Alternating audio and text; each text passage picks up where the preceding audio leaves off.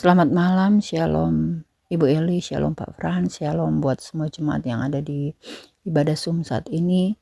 Perkenalkan, nama saya Ibu NN, saya berasal dari Manado. Saya seorang ibu rumah tangga yang berprofesi juga sebagai guru, dan saya mempunyai 5 orang anak. Anak yang pertama 25 tahun perempuan, anak yang kedua 18 tahun laki-laki, anak yang ketiga 14 tahun laki-laki, anak yang keempat 13 tahun laki-laki, dan anak yang terakhir 6 tahun laki-laki.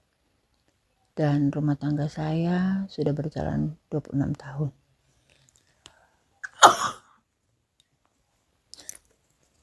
Dan di tahun 2023 rumah tangga saya digoncang masalah, ada masalah yang terjadi, dan suami pergi meninggalkan kami.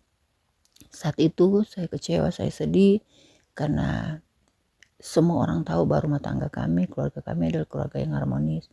Tetapi ketika 2023 itu suami pergi meninggalkan kami, banyak cerita-cerita yang terjadi. Memang di saat masalah ada rumor yang mengatakan bahwa suami ada affair dengan wanita lain. Walaupun hal itu saya tidak percaya, tetapi suami tidak pernah menunjukkan bahwa cerita itu tidak benar. Maka tahun 2023 itu ketika masalah terjadi, suami pergi meninggalkan kami, dan rumor itu lebih berkembang pesat. Walaupun dibantah habis-habisan oleh wanita yang dirumorkan, tapi cerita sudah berkembang seperti itu. Dan di awal masalah saya kecewa, saya down, saya meninggalkan persekutuan, saya tidak masuk gereja. Tetapi ketika saya melihat YouTube, saya melihat ada kesaksian satu keluarga yang dipulihkan, dan mereka di bawah naungan Ibu Eli. Dan saya mencari IG Ibu Eli, saya DM, dan Ibu Eli merespon dengan baik. Dan seketika itu juga terjalin hubungan yang baik saya dengan Ibu Eli. Ibu Eli sangat-sangat mementori saya. Setiap apapun yang saya sharingkan, beliau pasti menjawab. Beliau mendoakan lewat telepon. Dan ketika pun Ibu Eli mengadakan KKR di Manado, saya yang tinggal di kampung, saya berusaha hadir. Walaupun saya hanya menggunakan motor, mengadakan perjalanan selama 2 jam lebih, tapi saya rindu ketemu Ibu Eli. Dan ketika bertemu, Ibu Eli ternyata orangnya cantik, juga baik hati. Diberkati Tuhan Ibu Eli. Dan kehidupan terus berjalan. Suami pergi, saya harus menghidupkan kelima anak saya, dan banyak hal yang Tuhan beri dalam hidup ini ketika kita berserah kepada Tuhan. Saya terus mendekatkan diri kepada Tuhan, saya menjalin hubungan baik dengan Tuhan, saya mengadakan sebuah syukur bersama anak-anak di pagi hari, saat teduh di saat malam hari. Saya juga mempraktekkan apa yang Ibu Eli katakan, bisu tuli buta terhadap fakta yang terjadi. Itu yang saya lakukan. Saya tidak mau bicara, tidak merespon apapun perkataan orang lain yang buruk tentang kami. Saya tidak mau melihat apapun yang terjadi di depan kami. Saya tidak mau mendengar, menutup telinga dengan hal-hal yang saya tidak ingin dengar, yang tidak baik. Dan penyertaan Tuhan ada bersama dengan saya dan keluarga. Berkat Tuhan nyata ketika saya mengikuti tes P3K di tahun 2023, tahun itu juga, dan saya dinyatakan lulus, puji Tuhan. Saya menerima SK di tahun 2024, puji Tuhan. Dan puji Tuhan lagi ketika tahun 2025 saya mengikuti tes guru profesional, dan saya dinyatakan lulus. Wow, Tuhan begitu dahsyat dalam memberi berkat dalam kehidupan saya dan keluarga. Ketika masalah yang terjadi terus ada, tetapi ketika kita berseru kepada Tuhan, kita tidak lari dari masalah, Tuhan memberi berkat melimpah buat kita. Jadi tetap percaya. Dan di tahun 2026 ketika masalah belum selesai, suami masih belum dengan kami. Dia masih di Manado, kami di kampung. Dan terus Ibu Eli katakan terus berdoa, terus minta suami untuk kembali. Dan benar di tahun 2026 ini tiba-tiba suami pulang dan ada bersama dengan kami. Tetapi belum pulang sepenuhnya sih. Terkadang suami masih seenaknya, dia datang tapi pergi lagi. Dan di tahun 2026 ini di bulan Februari, saya mendengar kabar bahwa wanita yang dirumorkan dengan suami saya, anaknya menderita, dinyatakan menderita sakit kanker darah atau leukemia. Dan saya begitu kaget mendengar kabar berita ini. Saya merasa bahwa jawaban atas doa-doa saya, Tuhan sudah jawab satu demi satu, karena saya mendengarkan apa yang Ibu Eli katakan bahwa doakan musuhmu, sebut nama mereka dalam doamu, berkati mereka, kasihi mereka. Dan itu yang saya lakukan, walaupun berat secara manusia ketika kita disakiti dan kita harus mendoakan orang itu berat sebenarnya. Tapi saya lakukan.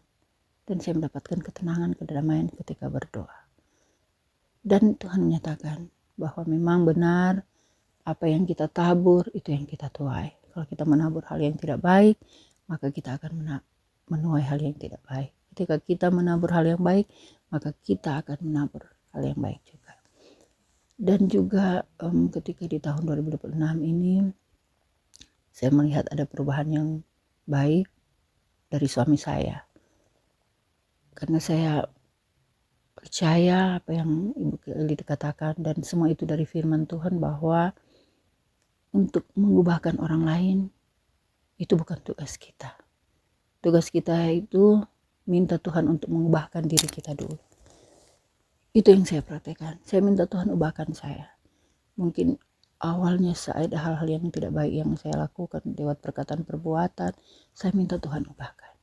Suami belum berubah sepenuhnya, tapi saya terus menyerahkan suami kepada Tuhan. Dan itu yang terjadi di bulan Mei, ketika suami pagi-pagi hari Minggu menchat WA saya untuk bersiap dan dia akan menjemput untuk masuk gereja. Wow, Tuhan luar biasa. Selama 3 tahun saya tidak pernah pergi ke gereja bersama-sama dengan suami saya lagi. Dan Tuhan menyatakan saat itu. Dan hari itu, hari Minggu, kami boleh pergi beribadah bersama di satu gereja. Dan saya merasakan bahwa benar apa yang kita minta dalam doa, dalam kebenaran Tuhan yang akan memberikan. Sudah hampir 5 kali kami boleh beribadah bersama-sama. Dan saya sangat-sangat bahagia, sukacita dengan yang Tuhan berikan. Walaupun memang ada hal yang masih belum suami saya jujur kepada saya soal pekerjaan dan di mana dia tinggal di Manado. Tapi kembali lagi saya tetap berserah kepada Tuhan. Saya minta waktunya Tuhan. Karena aku percaya bahwa waktunya Tuhan adalah waktu yang paling baik. Di awal kesaksian saya yang pertama, saya terus menyatakan bahwa saya berterima kasih kepada Tuhan yang sudah menghadirkan suami saya. Lewat masalah ini, saya lebih dekat, melekat kepada Tuhan. Dan terus saya aminkan bahwa ketika kita terus melakukan apa yang sesuai dengan firman Tuhan, tetap bersyukur dalam segala hal, menjadikan masalah ini sebagai berkat dari Tuhan, maka percaya Tuhan akan terus menyertai kita. Tuhan yang terus akan memegang tangan kita. Tuhan yang tidak pernah akan membiarkan kita untuk jatuh. Dan itu yang saya rasakan. Saya terus merasakan walaupun proses masih berlanjut, proses masih ada dalam kehidupan keluarga saya, rumah tangga saya. Terkadang suami masih egoisnya tinggi, masih suka menang sendiri, tetapi saya merasakan ketika dia ada bersama dengan kami, inilah jawaban atas doa-doa yang saya panjatkan. Jadi saya